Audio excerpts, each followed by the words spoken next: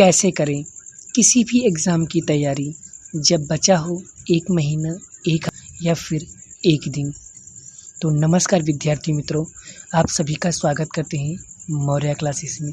आज आपको पूरा डिटेल में समझाने वाले हैं कि कम समय में अच्छी तैयारी कैसे करें। अक्सर हर एक बच्चे के दिमाग में एक क्वेश्चन आता है, जब कोई एग्ज़ाम शुरू होने वाला होता है तो बहुत से छात्र अक्सर एक बड़ी समस्या का सामना करना पड़ता है और वह समस्या है उन्हें समय में बहुत ज़्यादा सिलेबस तैयार करना पड़ता है। उन समस्याओं को उन छात्रों के लिए बहुत ही बड़ी होती है, जिन्होंने पूरा साल कुछ भी पढ़ा नहीं होता। अक्सर छात्र इंटरनेट पे कुछ इस तरीके के सवाल उत्तर ढूंढते रहते हैं।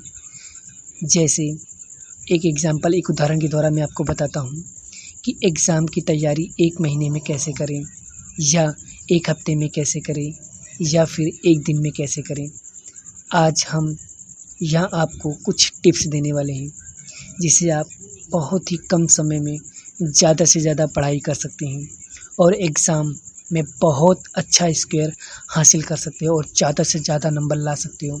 मैं आपको एक ऐसी टिप्स बताऊँगा ना, अगर आपने मेरे टिप्स को फॉलो कर लिया ना तो डेफिनेटली मैं कहता हूँ आपके एग्ज़ाम में बहुत अच्छे मार्क्स आ जाएंगे।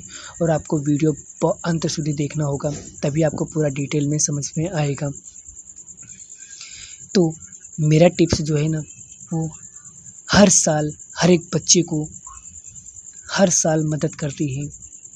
और फिर चाहे एग्ज़ाम की तैयारी में 1 महीना क्यों ना बचा हो, या 1 हफ्ता क्यों ना बचा हो, या फिर 1 दिन क्यों ना बचा हो, या एग्ज़ाम छमाही हो, या अर्ली हो, या हाफ अर्ली हो, या बोर्ड की एग्ज़ाम के लिए तैयारी कर रहे हो, या किसी कंपटीशन की एग्ज़ाम या किसी प्रतियोगिता की तैयारी कर रहे हो, सभी में काम आएगा। तो चलिए वीडियो को शुरुआत करते हैं। Number 1 tips. सबसे पहले पुराने पेपर और सिलेबस को देखें, थोड़ा सा उसके बारे में रिसर्च करना होगा। जैसे कि फॉर एग्ज़ाम्पल किसी भी एग्ज़ाम की तैयारी शुरू करने से पहले पूरा सिलेबस और पूरा पुराना पेपर देखकर थोड़ा सा रिसर्च करें। पहले जानें कि सिलेबस में कितना चैप्टर कितना टॉपिक दिए गए हैं। फिर पुराने पेपर को देख करके जानने की कोशिश करें कि किस चैप्टर में सवाल पूछे गए हैं, किस चैप्टर में सबसे ज़्यादा सवाल पूछे गए हैं, किस चैप्टर में सबसे कम सवाल पूछे गए हैं, कि किस चैप्टर में सरल सवाल आएंगे और किस चैप्टर में कठिन सवाल आएंगे। इस तरीके से पूरा एनालाइज करने के बाद आपको समझ में आ गया होगा कि कौन सा चैप्टर कौन सा टॉपिक एग्ज़ाम के लिए सबसे ज़्यादा इम्पोर्टेंट है। आपको यह भी समझ में आ गया होगा कि कौन सा चैप्टर आप आसानी से तैयार कर सकते हैं और कौन सा चैप्टर सबसे ज़्यादा मुश्किल होने वाला है। अगर आपके पास एग्ज़ाम की तैयारी के लिए 1 महीना समय बचा है तो आप एनालाइज आधे दिन का समय ले सकते हैं। जैसे कि मान लो आपको 30 दिन का टाइम है आपके पास, ठीक है। अब उसमें आप 2 दिन आप अपने क्या करो, पुराने पेपर्स और अपने टॉपिक और सब टॉपिक्स, ठीक है, और अपने सिलेबस के बारे में क्या करो, पूरे अच्छे से एनालाइज कर लो कि मुझे कौन कौन से टॉपिक को सबसे पहले पढ़ना है और कौन से टॉपिक को बाद में पढ़ना है। तो इसी तरीके से क्या करना होगा, सबसे पहले आपको एनालाइज करना होगा। क्लियर। अगर आपके पास 1 दिन का समय है तो यह एनालाइज आपको 10 से 15 मिनट में कर लेनी चाहिए। क्लियर। चलिए आप बात करते हैं टिप नंबर 2। चैप्टर को तैयार करने से पहले आपको टाइम टेबल क्या करना होगा, सेट करना होगा, टाइम टेबल बनाना होगा। सिलेबस और पुराने पेपर को एनालाइज करने के बाद चैप्टर को तैयार करने के लिए आपको क्या करना होगा, टाइम टेबल बनाना होगा।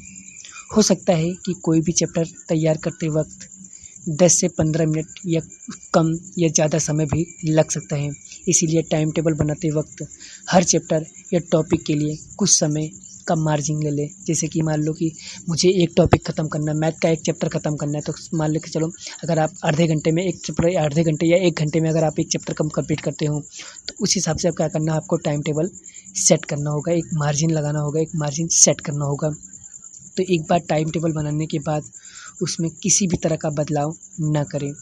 अगर आप बार बार टाइम टेबल को बदलते रहोगे तो आपका टाइम टेबल बदलते रह जाएगा और आपकी एग्ज़ाम की तैयारी नहीं हो पाएगी। और बहुत ही कम समय में अगर आपको एग्ज़ाम की तैयारी करना है तो आपको क्या करना होगा, अगर एक बार जो आपने टाइम टेबल बना लिया ना, तो उस टाइम टेबल को चेंज ना करें, उसी टाइम टेबल को क्या करना होगा, आपको फॉलो करना होगा। आई होप मेरे द्वारा दी गई जानकारी आप लोगों को समझ में आ रही होगी। ठीक है, तो आप लोग जो भी टाइम टेबल बनाओ ना, उस टाइम टेबल का क्या करना होगा, आपको पालन करना होगा और एक चैप्टर में तय समय के अंदर या उससे पहले तैयार करने की कोशिश करें। ठीक है, ये तो था हमारा टाइम टेबल। अब बात करते हैं टिप नंबर 3, आसान चैप्टर को सबसे पहले करें। मैंने क्या कहा, आसान चैप्टर को सबसे पहले करें। जैसे कि फॉर एग्ज़ाम्पल तैयारी करते समय आसान चैप्टर को सबसे पहले तैयार करें। इससे आपका कॉम्पिटिशन लेवल क्या होगा, बढ़ेगा। कुछ लोग पहले ही कठिन चैप्टर पहले पढ़ने लगते हैं। उनका तर्क होता है कि आसान चैप्टर ज़्यादा कुछ नहीं करना होगा और उसके बाद आसानी से चैप्टर पढ़ा जा सकता है। बहुत बार ऐसा होता है, हम लोग क्या करते हैं, कठिन चैप्टर को पढ़ने शुरू करते हैं, फिर आपको क्या होता है, आलसपन आने लगता है, आपको नींद आने लगती है और आपकी तैयारी रह जाती है। तो इसीलिए सबसे पहले आप क्या किया करो, जितने भी चैप्टर हैं ना आपको आसान लग रहे हैं ना, तो सबसे पहले आप क्या करो, उसे तैयार करो। ठीक है, तो बहुत बार ऐसा होता है कि लोग कठिन चैप्टर में फँस से जा रहे हैं और चैप्टर बहुत ही समय ले लेता है। इस चक्कर में आसानी से चैप्टर नहीं हो पाता है, इसीलिए कठिन चैप्टर बाद में पढ़ना चाहिए। ठीक है, मान लीजिए आपको 3 चैप्टर तैयार करना है और तीनों चैप्टर आपके लिए आसान है, तो सबसे पहले चैप्टर तैयार करें, तो जिससे एग्ज़ाम में ज़्यादा से ज़्यादा एग्ज़ाम में प्रश्न पूछे गए हैं, ऐसे क्वेश्चन को तैयार कीजिए। ठीक है, और हाँ, तैयारी सर हमने एग्ज़ाम में तैयारी तो कर लेंगे, लेकिन हमें सबसे पहले करना क्या होगा, किस प्रकार से तैयारी करना है, तो मैं आपको बता दूँ, जब भी आप पढ़ाई करें ना, तो आपको क्या करना है, पॉइंट बना कर के पढ़ें। पॉइंट बनाकर पढ़ाई करने से आपके रिवीजन करने में बहुत ही आसानी रहती है। ख़ासकर उस चैप्टर के एग्ज़ाम को शुरू करने से पहले आपका घंटों समय क्या हो सकता है, बच सकता है। सब्जेक्ट्स के प्रश्नों का उत्तर देते समय आपके महत्वपूर्ण पॉइंट याद होंगे, तो आप आसानी से बड़ा उत्तर आसानी से दे सकते हैं। इसीलिए प्रश्नों का उत्तर हमेशा पॉइंट बना कर के पढ़ना चाहिए अथवा उसे याद करना चाहिए। चलिए बात करते हैं टिप नंबर 6, जिस चीज़ की भी ज़रूरत हो सिर्फ़ उसे साथ में रखें।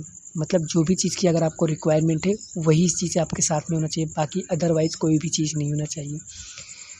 जब समय कम हो और सिलेबस ज़्यादा हो, आपके लिए एक-एक मिनट कीमती होती है। इसीलिए जब भी पढ़ाई करें तो आपके पास सिर्फ़ ज़रूरत की चीज़ें हों, जैसे कि सब्जेक्ट से जुड़ी किताबें, डिक्शनरी और पानी की बोतल होना चाहिए। और पानी का बोतल ख़ास करके आपको रखना चाहिए, क्योंकि जब भी आपको क्या करें, एक आध टॉपिक कंप्लीट हो जाए तो आपको पानी पी लेना चाहिए। जिससे क्या होता है, आपका माइंड क्या हो जाता है, एकदम फ्रेश हो जाता है। उस चीज़ का साथ में ना रखें जिससे आपकी पढ़ाई को केंद्रित ना कर सकें। यदि आपके पढ़ाई में लैपटॉप की ज़रूरत नहीं है तो आपका लैपटॉप का उपयोग नहीं करना चाहिए। हाँ, अगर आपको इंटरनेट की ज़रूरत बार-बार पड़ रही है तो आपको क्या करो, एक स्मार्टफ़ोन साथ में रख सकते हो, बट ज़्यादा फ़ोन का इस्तेमाल नहीं करना है। ओके, चलिए अब बात करते हैं टिप नंबर 7, पढ़ाई के बीच में ज़्यादा ब्रेक ना लें। अगर बोर हो तो ग्रुप स्टडी कर सकते हैं।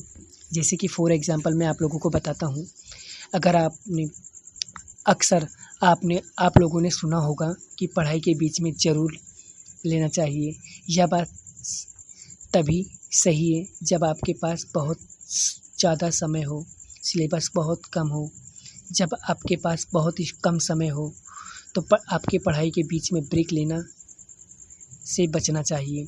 अगर आप पढ़ाई के बीच में बार-बार ब्रेक लेते हो तो आपकी ध्यान केंद्रित नहीं रह पाएगा।